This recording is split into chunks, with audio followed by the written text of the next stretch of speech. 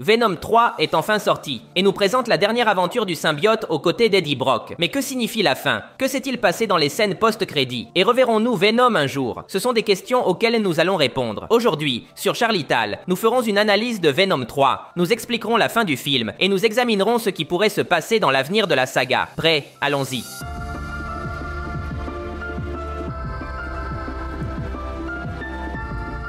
Venom 3 nous raconte la dernière aventure d'Eddie Brock avec le symbiote. Cette fois, ils sont poursuivis par deux menaces. Tout d'abord, le gouvernement, car Eddie Brock est accusé des morts causées dans le film précédent. Et d'autre part, bien loin dans l'espace, un vilain nommé Knull est présenté.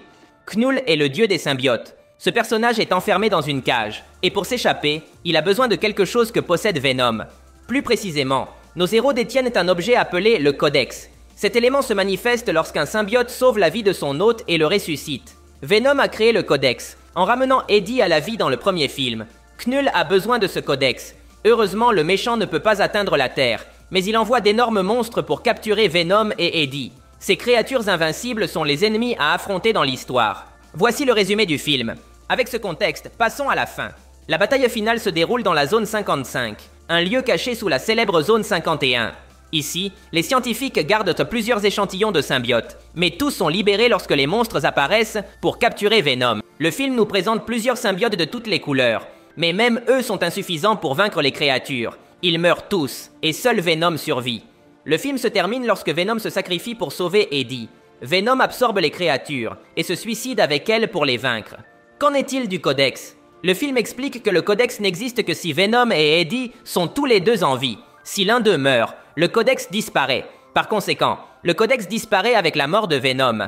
La dernière scène du film nous montre Eddie Brock de retour à New York. Le gouvernement a pardonné tous ses crimes et lui a rendu sa vie.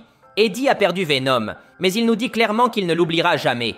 Ainsi se termine le film. Passons maintenant à l'analyse. Parlons des scènes post-crédit. La première scène nous montre la prison de Knull. Il sait qu'il a perdu contre Venom, mais il menace tout de même de se venger et promet de détruire la Terre et tout l'univers sur son passage. La scène est assez claire. Knull se présente comme le grand méchant de l'univers cinématographique de Sony. Rappelons que Sony construit actuellement un univers cinématographique avec les méchants de Spider-Man. Cet univers inclut les films Venom, Morbius et le prochain Kraven. Tout semble indiquer que Knull sera le Thanos de cet univers. Il sera la grande menace qui obligera tous les méchants à s'unir. Mais qui est Knull? Eh bien, il est essentiellement le roi des symbiotes. Ce personnage existe depuis la création de l'univers. Lorsque la vie est apparue, ses enfants symbiotes l'ont emprisonné pour l'empêcher de tout détruire. Dans les comics, Knull est un être extrêmement puissant, et il n'est pas seulement l'ennemi de Venom, mais de nombreux héros qui doivent s'unir pour le vaincre. Knull est le méchant principal d'un événement appelé King in Black. Dans cet événement, l'aide des 4 Fantastiques et des Avengers est nécessaire pour arrêter Knull. Seule une coopération totale a permis de le vaincre. Comprenons bien que Knull est une menace universelle, et qu'il pourrait même être une menace pour le multivers. Si Marvel le souhaite, elle pourrait conclure un accord avec Sony pour introduire ce personnage dans le MCU et l'utiliser comme un grand méchant à affronter pour les héros actuellement actifs. Il est évident que Knull sortira de sa prison. La promesse de la scène post-crédit est claire.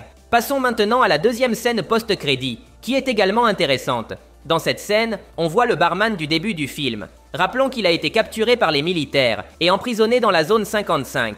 Ici, on le voit sortir des décombres en cherchant de l'aide. Mais le plus important est qu'on nous montre un cafard près d'un bocal brisé. Ce récipient est le même que les militaires ont utilisé pour capturer un fragment de Venom dans le bar. Le récipient brisé nous indique qu'une partie de Venom a réussi à s'échapper. Cette scène est évidemment un moyen de nous dire que Venom est toujours en vie et pourrait revenir grâce à ce petit fragment. Ce n'est donc pas la fin de Venom, c'est certain. Passons à la question importante. Y aura-t-il un Venom 4 ?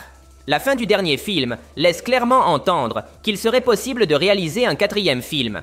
La scène post-crédit confirme que Venom a survécu et que le vilain Knull représente une promesse pour l'avenir. Donc, en termes d'histoire, une suite serait très logique. Mais la réalité est qu'officiellement, Venom 4 n'est pas confirmé. Sony n'a déclaré nulle part son intention de faire d'autres films sur Venom. Ils attendent sûrement de voir le box-office de Venom 3 avant de prendre des décisions. Nous devons rappeler que Sony est actuellement en train de créer un univers cinématographique avec les méchants de Spider-Man. Dans ce contexte, Knull n'est pas limité à apparaître seulement dans un prochain film de Venom. Knull est un vilain de niveau Thanos, une menace universelle. Par conséquent, Sony peut utiliser ce personnage comme rival de son univers, même sans réaliser un nouveau film Venom. En outre, il n'est même pas nécessaire de faire un nouveau film Venom pour ramener le symbiote. Nous savons que Venom a survécu, donc il serait facile de ramener le personnage pour des crossovers avec d'autres méchants. Ce serait un peu comme Tony Stark dans Marvel. Il n'y a eu que 3 films Iron Man, mais son personnage a continué à apparaître dans de nombreux crossovers. La même chose pourrait arriver avec Venom, même sans un 4e film. Passons à une autre question. Reverrons-nous Tom Hardy dans le rôle d'Eddie Brock? La réalité, c'est que le réalisateur Kelly Marcel et Tom Hardy ont tous deux déclaré dans des interviews qu'il s'agissait du dernier film avec Eddie Brock. Officiellement, il n'y a donc pas d'intention de continuer avec Tom Hardy.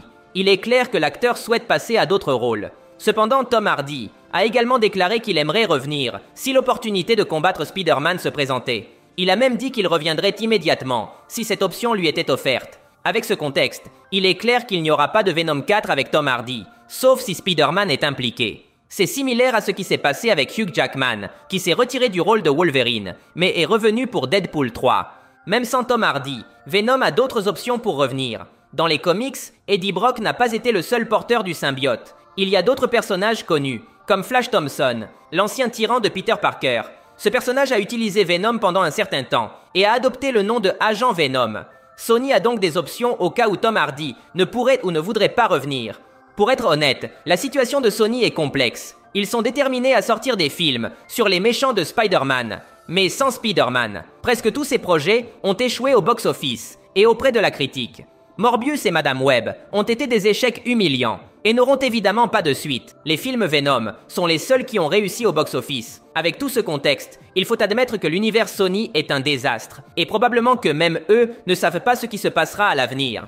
Avant de conclure, je voudrais parler un peu du message du film, Venom. The Last Dance n'est pas un film sur le multivers, ni même sur un grand méchant venu de l'espace. En réalité, cette histoire est centrée sur la relation entre Venom et Eddie. C'est pourquoi elle s'intitule Le Dernier Bal. Le film tout entier est axé sur la façon dont les deux personnages affrontent cette dernière aventure et se préparent à se dire adieu. Au début de l'histoire, il y a plusieurs moments où Venom s'accroche à l'idée de rester avec Eddie. Aucun des deux ne veut se dire au revoir, mais au fur et à mesure de l'histoire, ils comprennent qu'ils sont prêts à avancer. Par exemple, il y a une scène où ils voyagent ensemble, avec une famille, et Eddie se connecte vraiment avec eux. Dans cette scène, Venom se rend compte que Eddie pourrait être heureux, avec sa propre famille. Grâce à cela, Venom accepte volontiers de se sacrifier pour lui donner cette chance. Toute l'histoire repose sur cet adieu. C'est probablement pour cela que nous n'avons pas vu grand-chose du vilain Knull. Étonnamment, Sony a décidé de ne pas conclure l'histoire de Venom, avec une grande et épique bataille finale. Au lieu de cela, il nous montre que le véritable combat s'est déroulé dans le cœur des deux personnages, qui doivent définir leur chemin ensemble et se séparer. C'est tout pour aujourd'hui. Si vous avez aimé la vidéo, cela m'aiderait beaucoup que vous laissiez un like, ce serait légendaire. De plus, n'oubliez pas de vous abonner pour voir plus de vidéos comme celle-ci. Merci de m'avoir écouté, je m'appelle Charlie, et on se voit dans le futur.